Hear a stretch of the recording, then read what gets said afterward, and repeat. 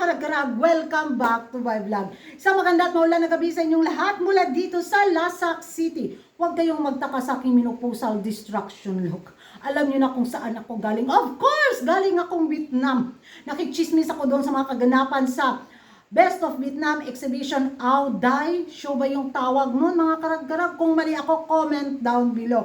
At ito na nga mga latest na mga chika.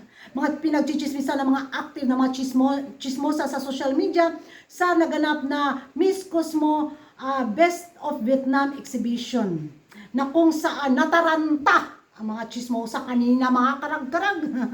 Kasi nga, lumabas si Atisa Manalo na kakaiba yung suot niya kumpara sa mga naunang rumampa bitaw. Na kung saan, ang unang sinuot ni Atisa Manalo, kita niyo naman sa pa-outfit ni Coragan, very traditional dress kaayo yung suot niya kanina. Na kung saan marami na pa-question.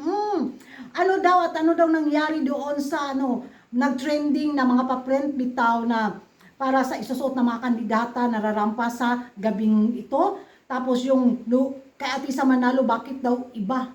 Ano daw nangyari? Ay, grabe yung mga chismosa, mga babasyo din Atisa ni Manalo. Bigla agad, mura bitaw, kumukulo yung mga nila na, na-trigger agad sila. Uy, bakit kay Atisa Manalo iba?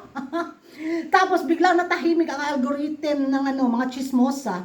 Kasi nga, lumabas ulit sa Atisa Manalo, suot yung trending na may pa-print bitaw na Manila sa baba, na very traditional Vietnam dress. Tapos, ayun, lumabas yung Manila.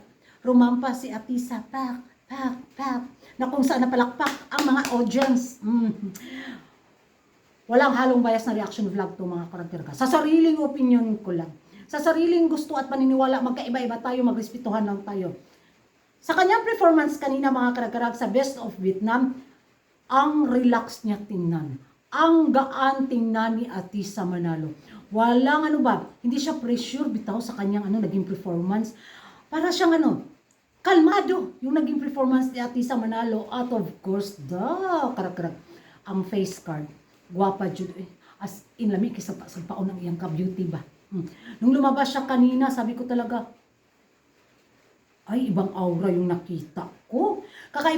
Ibang aura yung nakita ko kumpara doon sa naging performance niya sa fashion show. Road to Miss Cosmo Crown tayo mga karag-karag at yung expectation ko high talaga para sa ating pambato. Sana magwagi si Atisa Manalo. Of course mga karag-karag, congratulations sa Miss Cosmo Organization.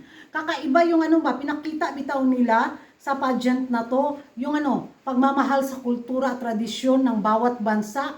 Yun yung naisipahiwatig ng fashion show na to mga karagkarag.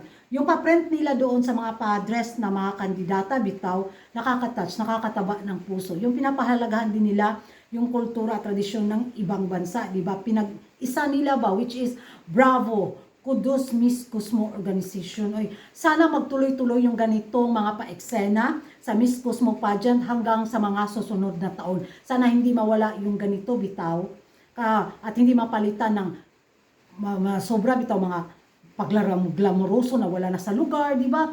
Sana manatili yung humble na Miss Cosmo pageant na talaga nila yung tradisyon at kultura ng bawat bansa, di ba? Ay, na-impress ako, promise. Ewan ko sa inyo mga karagkarag kung ano yung magiging reaction ninyo sa naging pa-Best of Vietnam Exhibition sa gabing ito. Magkapareho ba tayo ng pananaw at paniniwala mga karagkarag? Kung hindi man, magrespetuhan tayo. Comment down below kung ano yung magiging reaction ninyo sa naging performance ng ating pambato na si Atisa Manalo at sa Miss Cosmo Organization. Don't forget to like and subscribe my YouTube channel, Coragan Karag, ang babaeng lagi na karag-karag, and see you in my next vlog. Bye-bye!